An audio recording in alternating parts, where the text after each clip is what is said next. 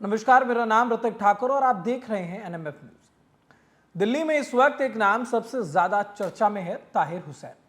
वही ताहिर जिसने 2020 में उत्तर पूर्वी दिल्ली में दंगों को भड़काने का काम किया था, जिसके बाद वो देश भर में सुर्खियों में रहा था। आप सभी को याद होगा, जब एनआरसी और सीए लागू होने की बात हुई थी तो दिल्ली के कुछ वो इलाके थे जहां पर दंगा हुआ था और उसका मास्टरमाइंड ताहिर हुसैन को माना जा रहा है। अब ऐसे में एक बार फिर से बहस तेज है, क्योंकि एआईएमआईएम के जो प्रमुख है असदुद्दीन ओवैसी, उन्हें उनकी पार्टी के जो लोग हैं वो उन्हें पीड़ित बता रहे हैं।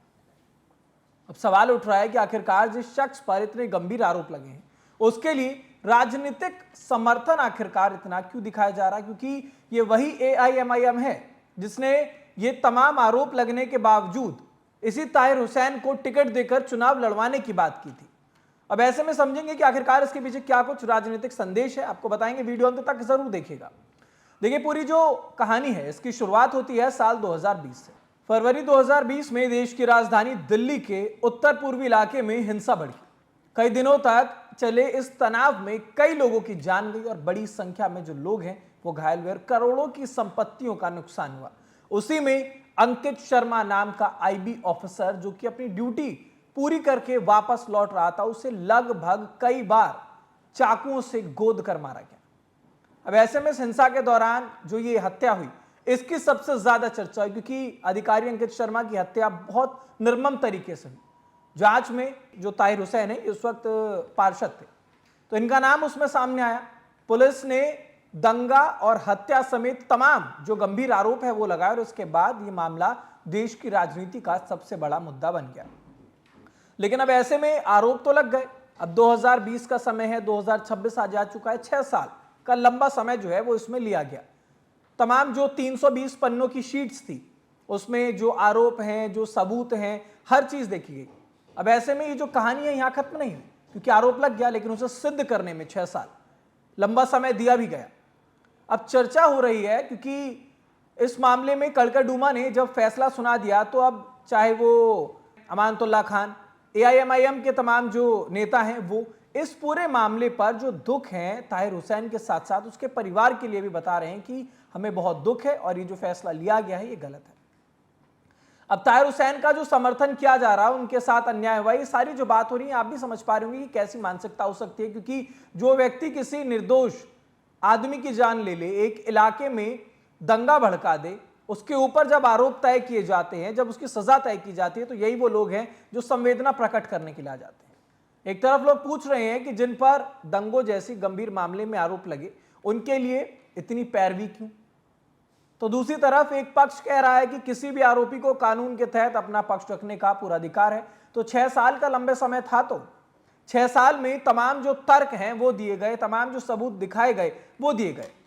क्योंकि फिलहाल जो अभी बहस है वो इस बात की है, क्योंकि लोकतंत्र में 2 बातें साथ साथ चलती है। देखिए, पहला, अगर किसी पर गंभीर आरोप है तो जांच और न्याय प्रक्रिया तेजी से होनी चाहिए, क्योंकि दंगों में सबसे ज्यादा नुकसान आम लोगों का होता है। जिन परिवारों ने अपने लोगों को खोया होता है उनके लिए न्याय सबसे जरूरी सवाल होता है।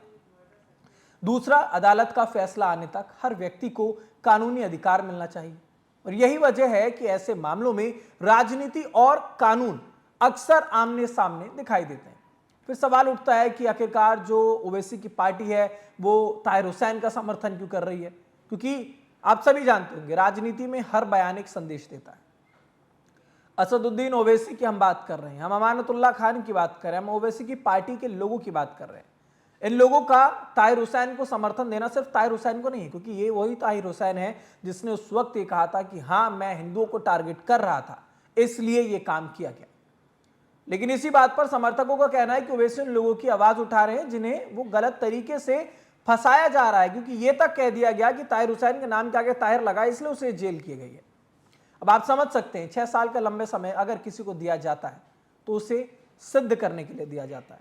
ये वही भारत है जिसमें तमाम आरोपियों को एक लंबा समय दिया जाता है कि वो अपने आरोपों को, अगर वो गलत नहीं है तो बता सके कि हाँ, हमने गलत नहीं किया था। लेकिन 6 साल में ऐसा नहीं हुआ। विरोधियों का कहना है कि ऐसे मामलों में नेताओं को ज्यादा सावधानी जो है वो बरतनी चाहिए, क्योंकि इससे पीड़ित परिवारों की जो भावनाएं हैं वो प्रभावित होती, यानी कि एक ही मामले को देखने के लिए 2 अलग अलग नजरिए। लेकिन सवाल सबसे बड़ा जो सवाल है वो ये है कि क्या दंगों जैसे मामले में राजनीति को आगे रखकर देखना चाहिए? जिस व्यक्ति के ऊपर तमाम बड़े आरोप लगे हों उसको हमें इस बात से कहकर बचाना चाहिए कि वो मुसलमान है, क्योंकि हर बार कहा जाता है कि आतंकियों का कोई धर्म नहीं होता। और इसी तरीके के लोग जब दंगा भड़काने का काम करते हैं, तमाम निर्दोष लोगों की जाने जाती है, अंकित शर्मा जैसे लोग जो हैं उनकी निर्मम हत्या की जाती है, तो अगर उनके ऊपर जब सजा तय की जाती है तो क्यों असदुद्दीन ओवैसी की पार्टी के लोग हों, अमानतुल्लाह खान हो, वो लोग ऐसे लोगों को समर्थन देते हैं? क्योंकि दंगा किसी व्यक्ति या फिर पार्टी का मुद्दा नहीं होता, उसमें सबसे ज्यादा कीमत आम नागरिक चुकाता है। एक तरफ आरोपी और उसके कानूनी अधिकार होते हैं, दूसरी तरफ पीड़ित और उनके इंसाफ का इंतजार होता है। और लोकतंत्र की खूबसूरती यही है कि अंतिम फैसला भावनाओं या फिर नारों से नहीं बल्कि सबूत और कानूनों के आधार पर होती है। और इसी वजह से अब ताहिर हुसैन का जो मामला है वो सिर्फ नेता या फिर एक व्यक्ति की कहानी नहीं रह गई, ये उस बड़े सवाल का एक हिस्सा है कि दंगों के बाद राजनीति आखिरकार कैसे बदलती है, नेता कैसे पक्ष लेने लग जाते हैं और जनता कैसे न्याय की उम्मीद करती है। किसी भी मामले में सच्चाई तक पहुंचने का जो रास्ता है वो सिर्फ एक है, निष्पक्ष जांच। और वही हुई और उसके बाद 6 साल के लंबे समय के बाद ताहिर हुसैन को यह सजा दी गई है। फिलहाल इस खबर पर आपकी क्या राय है, हमें कमेंट बॉक्स में जरूर बताइएगा। देश दुनिया से जुड़ी तमाम खबरों के लिए देखते रहिए एनएमएफ न्यूज।